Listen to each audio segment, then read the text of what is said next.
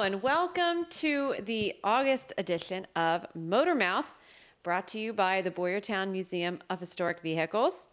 And I'm Kendra. I'm Dan. And we're here in the beautiful restored 1938 Reading Diner inside the Boyertown Museum.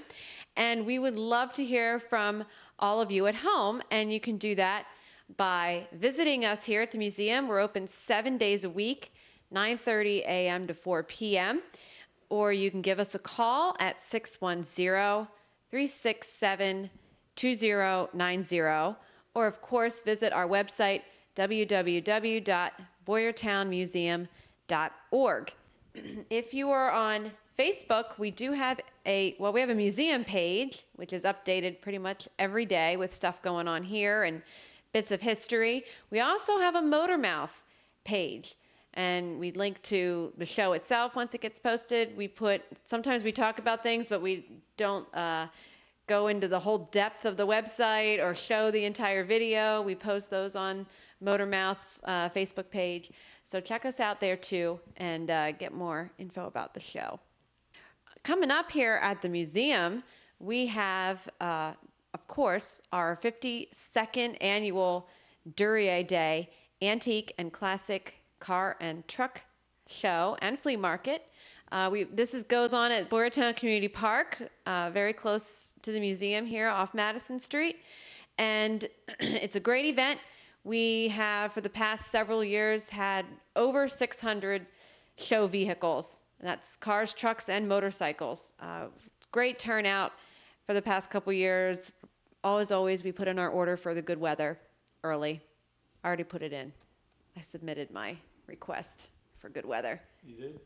That's good. I hope it gets approved. But anyway, it's a great park. And if it's really, really hot, the nice thing about Boyertown Community Park is that part of it is shaded. So you can escape from the heat a couple times. And I think you'll see some Motormouth alumni at the park too. Some of the cars that we've had on the show and their owners we know will be at the park. So keep your eye open for them. But again, that's Saturday, September 2nd. It's 9 to 4 at Boyertown Community Park. Of course, the museum is open as well that day. And your admission to the park gets you into both the park and the museum. And it gets you a nice trolley ride between the two the whole day. So if you have a show vehicle that you want to register, you can do that beforehand. Visit the museum website, and you can download and print a registration form off of there and mail it in, or give us a call, and we'd be happy to mail you one, or stop in. We have some in the lobby. So it's a great show. We hope to see you there. And you can register day of show too. And in fact, next month, that's where our show will be from. We will be at the park finding a little sampling of people that have joined us that day. We always get a good variety at the show and on the program, I think. And I already got some cool cars lined up to talk to the owners to put on the show. And they are I'm not going to tell you. You have to watch the show next month or be at Duryea Day. We'll keep you in suspense. In suspense, yep. So we're looking forward to that. We hope to see you then. And also there's another event coming up here at the museum in October. I'll have more details about later, but just to mark it on your calendar, October 28th, that's a Saturday. And from 10 to 2, we're going to be having Blacksmithing Day. I don't even know if you heard about this yet. I was expecting Diner Day, but Blacksmithing Day's good too. Yeah, we're going to have, it's up in our carriage factory, which we already open up pretty much every Saturday anyway from 10 to 2. But that Saturday, all of our blacksmiths will be here. I'll be doing things inside and out, right outside the carriage factory.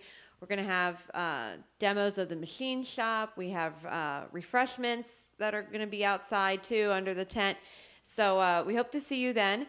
And of course, then Diner Day is actually the next Saturday, November 4th, from 10 to 1. And that's always a good time. And this diner look pretty empty compared to what it will on Diner Day. We get packed in here with people eating their pie and drinking their coffee. So we hope to see you at all three of those events. And we'll have more details on the Blacksmithing Day as we go on. But just thought if you want to mark it on your calendar, there you go. So tonight, we have our display board, our easel. We're gonna have a bit. You need a pointer or something. And I'm going to put a request out right now to our vast viewing audience. If anybody has a pointer they want to donate to the museum to be on TV. Now, I'm going to get specific here, though, too. It has to be the pointer, has to be wood. I went online, found wood pointers, but they were already warped. They don't make wood pointers like they used to when I was a kid. But they need a little black rubber tip, you know? Yes. And then the other end was little eye hook things so you can hang it up and stuff. They're about that long. So, you know, it would be great. I could look very teacher-like, tutorial-like when I'm pointing, okay? So there it is, a request. Now we'll probably get about 50 or 60 of them because of our vast viewing audience. I'm gonna get a truckload of pointers in here next week. Be good. And we'll just rotate through and we'll tell them, okay, this came from so-and-so, and you have famous TV time. Okay, anyway, you were talking about this. We need a pointer. Yes. So we have a couple of drawings here, and they all look like patent drawings to me. So what have we got tonight, Dan? Okay, this all starts from last month. If you were watching carefully, which they should all be watching carefully, we were talking about inflatable roofs on cars, and we used the Masano car, which is right out here. But I also gave you a hint of something else I found out, and it was about airbags. And I showed a picture, the patent drawing of airbags. And I said, maybe we'll do that next month. Well, now it's next month. And in the ensuing 4 weeks, I went through and I found some patents on airbags, found 3 separate ones. And they're kind of interesting. You know, they're all from the 50s. But to introduce you to this subject, you know, back in the 50s, now, people my age who grew up in the 50s, maybe a little older, you know, seatbelts, cars didn't have seatbelts. Airbags, nah, you know, you stood on the seat, you know, and you walked around in the car and stuff. Well, you know, people were getting more and more safety conscious. I know Ford had padded dashes and they had a certain design of steering wheel to absorb the crash better. But that was still in its infancy. Well, there was people out there who were designing even more safety. And I'm going to read an article from a Consumer Affair. I'm not sure if this is a magazine or what. But it says, an accident during a Sunday afternoon trip in the Pennsylvania countryside inspired John W. Hetrick to design one of the most important advances in automobile safety. Hetrick, a retired industrial engineering technician, received a patent in 1953 for what he called a safety cushion assembly for automotive vehicles. And what was happening, and this is a quote from him, in the spring of '52, my wife, my 7-year-old daughter, Joan, and I were out for a Sunday drive on our 48 Chrysler Windsor, about 3 miles outside of Newport, Pennsylvania, which I'm not sure where that is. We were watching for deer bounding across the road. Suddenly there was a large rock in the path just past the crest of a hill. I remember hitting the brakes and veering the car to the right. We went into the ditch, but avoided hitting both the tree and a wooden fence. As I applied the brakes, both my wife and I threw our hands up to keep our daughter from hitting the dashboard. During the ride home, I couldn't stop thinking about the accident. I asked myself, why couldn't some object come out to stop you from striking inside the car? When he returned home, Hetrick started sketching designs for his safety cushion. Anyway, he ended up filing a patent, and we're going to briefly talk about it here. And that's what you see here on the back of me, or behind me here. And this is his patent. Now, this is quite complicated. I'm not going to go into every little bit of the drawing, but over here you see a dashboard of a car. You see there's an airbag right here in the steering wheel. There's another one here at the top of the dashboard, another one in the glove box. So you had small ones as well as a big one here. And the way this would operate, all this stuff is under the hood of your car, I guess. And this item right here, this white square item, is a spring-loaded weight. And when you're driving your car, everything would be as is. If you suddenly hit your brakes or hit an object, this weight would go forward against the spring, pulling this whole assembly. There's a shaft and there's a little valve right here, and it would pull it forward. As it pulled forward, it would basically open up this passageway. This is a pressurized or compressed air cylinder, and the air would come up through here like this and would inflate the bags. There's a side view of the, I guess, the steering wheel bag here. So after you did that, I guess you just push the bags back into, fold them back in, and you were gone, or you would be all right. Now, you would have this air pressure all built up in the bag, and here was your relief valve here, and that's pretty much how it worked. Pretty simple. You could reset it. You had little knobs on the dashboard also. And that's how you would reset these. And so, again, this is 1953 patent. He thought of it and designed it in 52, and it became a patent in 53. There's your safety cushion assembly for automotive vehicles. And as you can see, they could have been placed anywhere. They have them just on the dash because he's thinking forward momentum. And where else, that's the only way they would really be workable. So anyway, that is the first patent of the three. This is our next patent here. This one's a little later. This is from 1956. A gentleman named Robert Hodges did this. And I'm going to read a couple of little short things from his patent. First of all, it said it ran by compressed air. But he says, about injury to the occupant of an automobile or light vehicle caused by striking a hard, unyielding surface in front of them. Okay? In other words, the dashboard, just banging right into it, or the windshield. Or Nice metal dashboard. Yeah, nice metal, solid metal dashboard, okay? And this is part of it. And the other picture that's associated with this, it actually has an airbag springing up in front of the windshield. And the way this would work, you have a cylinder which is all across the bottom here. Here's a side view of it. So you have this cylinder, compressed air, okay? And it actually is two cylinders, one inside the other.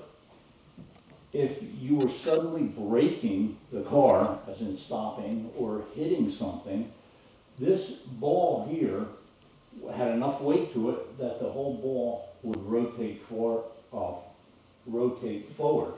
and it would move one of the cylinders. Now, the two cylinders were sealed against air leaks, but when you moved them like that, slots would line up, the air would then fill this whole compartment here, and you would have your airbag was mounted on top. Here we see a fully inflated airbag, and so it would just be this, again, this is side view. So it'd be across the windshield going up, and that was it.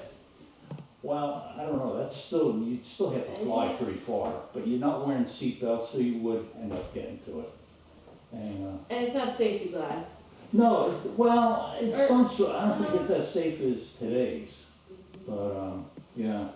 And here's another interesting quote here. It says, "It is further expected to use this device on various portions of the vehicle as to protect both the passengers in the rear portion of the vehicle." So I guess you could put it on the back of a front seat, I guess, okay? Rear portion of the vehicle, as well as in the death seat, to the right of the operator of the vehicle, or in fact, the operator himself. Death seat, that's document there. I thought that was a kind of interesting way of explaining that. Now, there was variations with this also, that you would still have the two cylinders there, but on the end of the cylinder would be openings, and as it rotated, those openings would meet up to each other and release the compressed air, and it would go up. So it's very similar to this. Also, there is one, just the forward movement of this this little post with the ball on it would open up just like a weakened part or like a seam in the cylinder, and the air would come out that way too. So that was kind of an odd thing. Again, I don't know if it would work that great, but that was it. And he had a couple others. He had like about 5 or 6 different ones there. So that is the second one there, and in a brief moment we'll bring you the third one. Okay. And now for the last patent of our 3. This is by a gentleman called Harry Bertrand. He did this 1958. Okay, all 3 of them are in the 50s: 53, 56, and 58. So people are still crashing and, you know, getting their heads banged into dashboards and windshields and all that. So we have this guy comes up with this, and little thing I'm going to throw in right in the middle here, some key dates. 1973, Oldsmobile Toronado became the first car with a passenger airbag. Okay, the next year other GM cars came out with it. 1980, Mercedes-Benz reintroduced the airbag in Germany as an option on a high-end model. In 1990, Ford makes airbags standard equipment in its vehicles. 1990 also, first recorded accident between 2 vehicles in which an airbag deploys to protect each driver. Occurs on March 12, 1990. Sounds like a baseball record. Pretty specific there, okay? Who even thought to come up with that statistic? Who knows? Government, safety people. 1995, Volvo offers side airbags and torso side protection airbags as an option. 1998, federal government mandates dual wrong, frontal airbags in all passenger vehicles. So in 2006, Honda introduces the first airbag system for motorcycles. That I didn't even know. I thought that was interesting. I never knew they had them. So anyway, so there's a brief thing of what's going on today with airbags, but let's step back to 1958, still the experimental stage with things. So we have Harry's thing here. So we have a side pass or side view of the car here, and these people just driving along, happily driving along, and you got your driver and your passenger here. These devices on the top, these are your airbag deployment equipment machinery things. Thingamabobs. Thingamabobs, yeah. And so that's them. Now before we go to the next picture that shows them deployed, I like that word deployed, okay? I'm going to read something from his patent here. It says, while a number of bags are shown at positions for completely surrounding the passengers of crashing automobile, it is to be understood that certain of the safety devices may be dispensed with, and devices used only as barriers between passenger and the structural parts against which passengers are more often thrown during automobile accidents. So in other words, it seems like you could disable them or enable them pretty easily here. So now we'll go to the next picture, and if you can remember, we have stuff here and here, actually here and here too, okay? So there they are, and they're all deployed, and you can see it pretty much surrounds both the passenger and the driver. You see them in the front and the back and down here. Now I have another picture which I'm not going to show you. It shows them also on the side. You can have one mounted like above your door, and that would come down, and so the side impacts, and that's pretty interesting.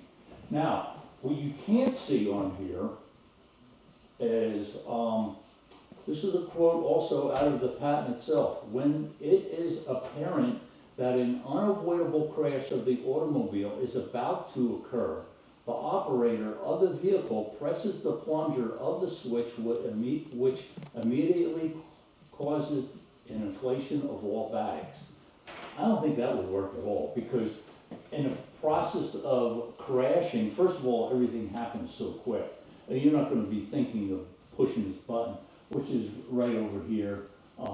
And what that would do, it just operates a little electrical switch, which would operate a solenoid, which would open up the air cylinder mounted for each bag here. I can see by that happen, by the time that's, you know, the ambulance is on the I was way. gonna say, how long does that take? Because even if you have the best reflexes in the world, Yeah, it seems like that wouldn't be enough Right. time. no, I don't think it would be. You think, no. you know, and they were talking, I came across some, oh, and it was this article I was reading earlier, it said, the airbags in the late 50s and the early 60s, car companies realized that it must be able, the airbags must be able to quickly and accurately sense sense a collision, and it must inflate in 40 milliseconds or less. Yeah. Now, you know, what's 40 milliseconds? It's, I don't know, 0.4 seconds. Really maybe? short. Yeah, and my reaction time, you know, I'm not the Yeah. quickest, and I'm not the slowest, but still, yeah, You have to be like a robot at that point. very quick, yes, a quick robot. Yes. So that's pretty much it. Very interesting things, and after a certain amount of time, the valve rotates back, and there's the excess air will come out and all that stuff. But the I guess my whole takeaway from this whole thing is here we have these guys devising these airbags back then. Oh, we almost need an airbag for our little sand thing. In the 50s, and they were just experimenting, and you know, safety was starting to gather interest in this country. So I know the first one you mentioned is, I don't know if you know the other two. You fold them back up Yes. so they can be used again, Yes. correct? Mhm. That's not possible with today's. I mean, No, they're pretty it's- much shot no, once. Right, Yeah. right. And actually, with these, the way they describe them, when they deflate, they fold themselves back up. But I'm thinking, Oh, I that's don't- nice of them. yeah, I don't think that will happen either, so. Yeah, as the air discharges, but I can just see, yeah, it wouldn't work. Dangling Yeah. down and you yeah. have to roll them back up. Yep. But Yep. yeah, I wouldn't think anything back then would be fast enough to inflate fast enough but So anyway, that's what I have for today. I like it. I remember you showed me these last two photos last Mhm. week after we wrapped, Mm-hmm, and yeah, you promised, yeah, well, I A think segment on it, you so told thank me you. I had to or I demanded that's get possible them too. in. She's tough. Well, okay, well, I think now it's time for us to move out of the diner, Mhm. and we've been having a lot of Fords and Chevys visit us lately, so tonight we have something totally different. I think it's farm, Foreign. yeah. It's cool But it's farm. pretty nice looking, so let's go out and take a look at that. We'll meet you outside the diner at the gas station. All right, well, we've had so many domestic cars on the show in the past couple months, so we decided to go to a foreign market today, and we are happy to have a 1951 Allard here with us, and its owner, Jed Rappaport. Thank you My pleasure. for bringing this car, and well, I said it's a 1951, but it's probably not all a model, or? So this is what we call a K2. So Allard made L, M, K, and J models over the years. And then within each of those, they had variations which they identified by number. So in this case, it's a K2. So we say this is not a domestic, meaning it's from, Well, this car technically it is a British car. But in the car collector world, we call this a hybrid. This was a hybrid before we thought in terms of power sources. Okay. and I gotta say, I hear that term, and every time I hear the term, like you're using it now, it kind of makes me pause. And then I realize, no, it's not gas electric, it's, I'm sorry, continue. No, and you're exactly right, and it gets a little confusing. We've now sort of we're tending to move away from this language today because it has become confusing for people. But when we said hybrid in collector car terms, we're talking it's a British-built car it is technically a British car, but it does have a lot of American componentry in it. So in the case of this particular model and this car, these cars were shipped to the U.S. without engines. And the engines were installed here. They were, in this case, a Cadillac V8 engine in it. So, but this is a Ford transmission. It's a Ford rear end in it. So it's a real mishmash of parts. It's a real hybrid. Yeah. Yeah. And that's where the term came from, yeah. So why did they do it that way? Was that a cost-saving measure? Was it an agreement between these companies to make some new creation? I mean, what was the point of that? So it was a little bit of all of those, but the real driving factor was Sidney Allard, who was the founder and the person behind the Allard automobile. His primary interest was in racing. And, you know, he started actually prior to World War II. And so he was using basically pre-World War II technology and engines immediately after the war, but he was anxious to move into the newest technology and the newest power sources, but he really didn't have the money to do it. And as it turned out, he made a lucky connection with some American airmen who were racing. And they were familiar with his cars. They knew that they were successful race cars, and they knew that he was looking for a better engine source. So they were able to make a connection with General Motors to get them, to get Sidney the latest and greatest in engine technology of the period, which happened to be the Cadillac V8, which really was a cutting-edge engine at that time. And the first few engines, they actually, maybe I'm not supposed to say this out loud, they actually flew them over on Air Force flights to get them to him so he could engineer getting them into the cars. And once he had it all figured out, it became an option to get those engines installed in your car. The base engines actually were Mercury V8s, but those were flathead V8s, which was old technology by this time. So was Cadillac the only optional engine you could get? Not exactly, as was true of many of these specialty manufacturers, particularly right after the war when everything was scarce.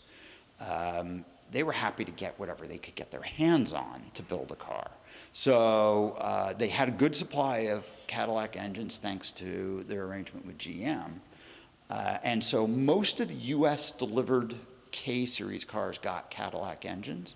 Most of the cars on the European delivery side got the flathead Mercury engines, but there are, I believe there were one or two made with Oldsmobile V8s. And at the tail end of production, they were experimenting with Chrysler V8s, the early Hemis. So there's several Allards of different models with early Chrysler Hemis in them. I read somewhere, and doing a little bit of homework here, that you could get a Ford engine that had the Ardun heads also, which, you know, those engines by themselves are pretty special. Very special. Now they actually reproduce all that stuff. Yes. But there was a time where if you could find a complete Ardun Ford engine, it was a pot of gold. Yes. But you're right, they did, a number of the cars did use the Ardun conversion, which basically converted the old flathead engine into an overhead valve arrangement. So, but these engines were more efficient, they were lighter, they were more powerful.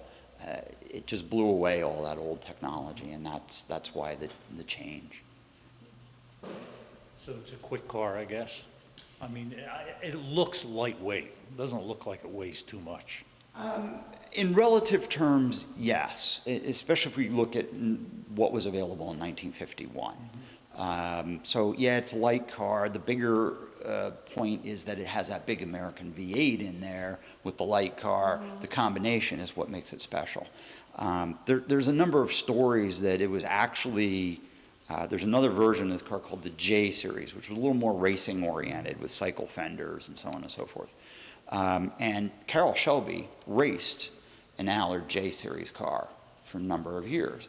And there's a lot of theories that that was what gave him the idea to do the Cobra. And essentially the same idea of mixing that British body with the American driveline. So, but Allard was there first. They were doing it long before the Cobra came along. And the other thing, of course, about all this power under the hood of this car is I tell people, it goes great, but hope you don't have to panic stop it, which I've done on occasion. It's a scary experience. No airbags. No airbags. This car had no seatbelts till I put them in. Wow. Yeah. Now, the body on this, is this steel body or aluminum? Or? Combination. So again, very typical British sports cars in this period. So the main body structure and the fenders, or if you were referring to it by the correct British terminology, they'd be the wings. Okay. So this is all steel. The hood would, You mean the bonnet? correct. The bonnet is aluminum. The doors are aluminum. The trunk lid is aluminum. Okay. All right. And the floorboards are wood. Floorboards are wood. Did they have more wood on this than the floors? No, not really. Really? No. Okay, so that was just the main thing. Because I know, like the Morgan, okay, they were famous for their wood understructure, we'll say. Yeah, So- they use wood supports in the middle of the body, and they use wood in the firewall areas too. Okay. Yeah, and all their bodies were framed in wood, as part of this body is too. That was typical for the period at that time. But this car uses a made-up frame, essentially. So Allard was welding up their own frames. Okay. And the work is really quite crude. If you dig in, if you get underneath the car, or if you open the bonnet and you sort of stick your head down in there and look where you can see the frame structure, you can see a lot of splatter in the welds. The welds aren't all nice and neat and even all the way across, because they were, I mean, they needed to get cars out the door and sold. Yeah. And, you know, they were a lot of technicians who were used to working on the airplanes in World War II or the trucks in World War II, which is really where Sidney Allard came from. He held the contract to rebuild military trucks during the war. And so he had those workers, he had the parts, he had the warehouse. He took that after the war and started manufacturing cars. Yeah, it speaks to just the need to make some money after the war, probably. Yeah, just absolutely. get the cars built. And they wanted to export them. They wanted dollars coming in. They saw the U.S. as a major market. So, and that was part of the thinking behind this car. It was designed to be their sort of sporty road-going car. It could be raced, but it was really intended for the person who wanted a sports car type of vehicle. Yeah, I was going to say, because Britain was hurting pretty bad Yes. after the war. I mean, I would think they would have better luck selling to Americans who had a Yes. much better economy at that point. So, Well, the way it worked in this period was if he wanted to manufacture cars and get the metal to build the cars, he had to show he was selling a certain number overseas. So his very business was dependent on selling a number of these cars and selling them outside of Great Britain.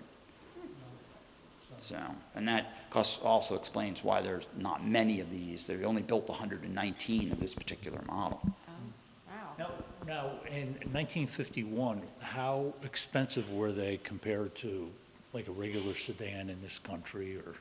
I honestly don't know what the original price was on this. And the irony is I have the original paperwork for this car when it was sold. This car was sold new in Allentown in August of 1951.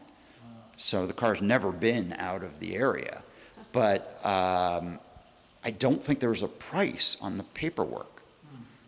So. All right, well, we're back here in the diner, and we're actually going to start a new segment. We're going to try to do this every show, except now next show is going to be Duryea Day, and we'll have a short break. But one of our main conversation points that takes place after the show is we talk about places we've been, you know, roadside stops or little oddities. So, Dan, where have you been lately? Where have I been? Yeah. All over the place. I know, Yeah. you have. And I love taking road trips, and there's a lot of stuff to see out there. And you take a road trip in your motor vehicles, that's the Motormouth connection. There you go, Right, yeah. That's simple. So, anyway, this is a place I've been to in the past, a few years ago I stopped there. And so now I went there, I guess a couple months ago. I was in the area, I figured I'd stop by. So, it's called Linesville, Pennsylvania. And if you don't know where Linesville is, you go all the way to Ohio, and then you turn around and come back about 6 miles, okay? And it's kind of up in the northeast corner of the state, okay, near Meadville, if you know where that is. Linesville, it's Crawford County, Pennsylvania, has a little over 1,000 people in it. Several points of interest. Birthplace of noteworthy traveler Winfield Line, who with his brother Francis hitchhiked through every state in the Union. They wrote a book about it. Yeah. Winfield. Yeah, Winfield. Line. Yeah, Line, as in But- Linesville. Yeah, the town's not named after him though. No, it's his great-great-grandfather, Ah, Amos Line. okay. Okay. A minor point of interest is the main intersection of the town. Its sole traffic light. There's a sign reading Chicago 500 miles, New York 500 miles. So it's a true midpoint between the two cities. Actually about a mile from there. So at one time, Linesville was the onion capital of the United States. Yeah, I mean, this is a pretty exciting town. Worth going out. It's a lot of variety here in Linesville. 2005, the year 2005, made national news. 18-year-old Christopher Seeley was elected mayor. So 18 years old. Wow. And I have trouble with 18-year-old driving down the street. Okay, but anyway, the main point of the town is called the Linesville Speedway. Oh, excuse me, Linesville Spillway. I was thinking I racetrack. know, we wasn't got, I? it's the Okay. car thing. There's a lake there, Pytuming. I probably said that wrong. We're probably going to get thousands of people correcting I me. know. Okay? I was trying to figure it out myself. That- I'm that not really lake. sure. And basically, it's a very large man-made lake there, and it's divided. There's a road that goes right across the center of it, and there's a spillway, and there's these carp there, thousands and thousands of carp. You know, the fish carp, and they're about 30 inches long, so they're pretty big fish. And it started back in the 30s. People feeding these like bread. Well, you feed any animal food and they remember that. They might forget everything else, but they remember it. And so it continues through this to this day. And at Linesville, they have like a little park there. It's like a little state park, and there's a parking lot there. There's a concession stand. You can buy food for the fish. You can buy T-shirts. You can buy food that you can eat yourself too. And if you don't like it, you just feed the fish. That's right. They don't mind.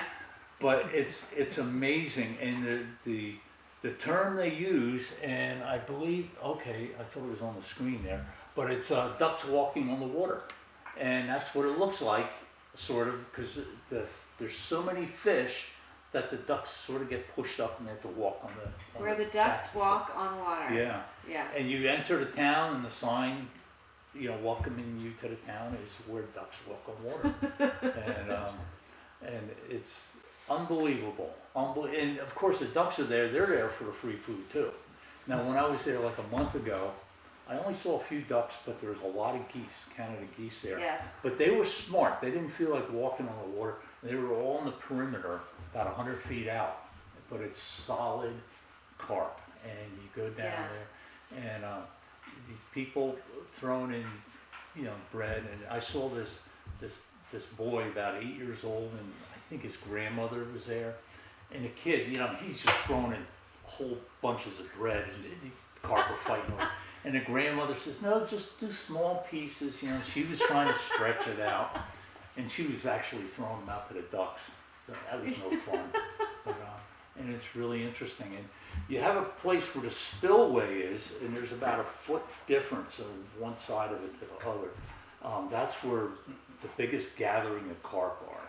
But you can go up along the parking lot, and you go up about 100 yards, and you'll walk up to the water, and you look down, you'll see one carp, and then you'll see 2, and then 5, and 10. They see you, and they just come, and they stick they're looking right at you and they stick their mouths out of the water. And you go on you watch this video, or if you go online, you can see it on YouTube, see other ones, and it doesn't give it justice. You have to go and you see, and that area is a really nice area. So you can take a little side trip, and it's free, and but that's it. Did you feed the? No, it's just phenomenal. It's just interesting to watch. You just stand there and watch. So Yeah, there's a lot of videos on YouTube, and well, here I'll start this one in particular. But there were very few. This is the only one that I could find that had the ducks walking on water. There's lots of Canada geese in there too, and ducks. So there's the spillways right down here. And there you see in the background, and there it is. It's insane. It's insane. So here we are. They're about 30 inches long, and of course, being it's There's a duck walking. a historical site, they have historical signs. You can read all about them. How they built the park, and all about carps and the ecology of the area, the whole deal, and it's very interesting. And of course, there's no fishing there.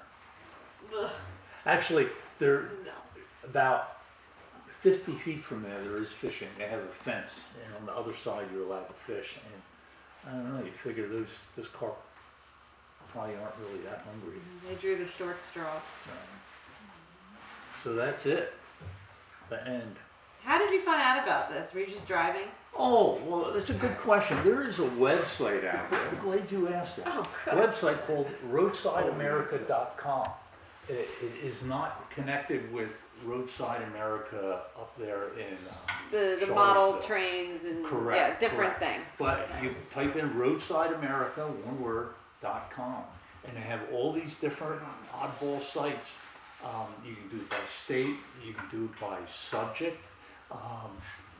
Muffler men is a big thing with those guys. Oh yeah, But- we've talked about muffler. Yeah, and for instance, I went on there once and what was it, Gravity Roads or something? It looks like you're going uphill, but you're really going downhill, and they have there's scattering them all over the place. And and there's interesting stuff. There's stuff that's even more interesting that, just quirky museums, and we're not in there. No, We're not quirky we're not enough. quirky enough. No. So, but it's like, I don't know. I've seen the largest garden gnome. I found that on there, and that was up in New York. And and I don't really go out of my way too much to see these places, but it's really interesting. Yeah. The garden gnome is about 8 feet high. I'm not going there. Oh, you don't like garden gnomes either. It's a little too much like clowns. Oh.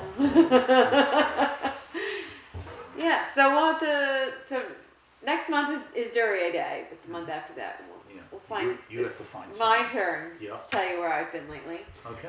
So with that, wow, we're at the end of our show We are. already. Yep. That was cool. We had a lot of variety tonight. We did. Ducks walking on water and Allards. Allards And mallards. Allards. All right, we need to go eat. The blood sugar is getting low. So All right. it's time for us to eat, and we will see you all next month at Boyertown Community Park for Duryea Day.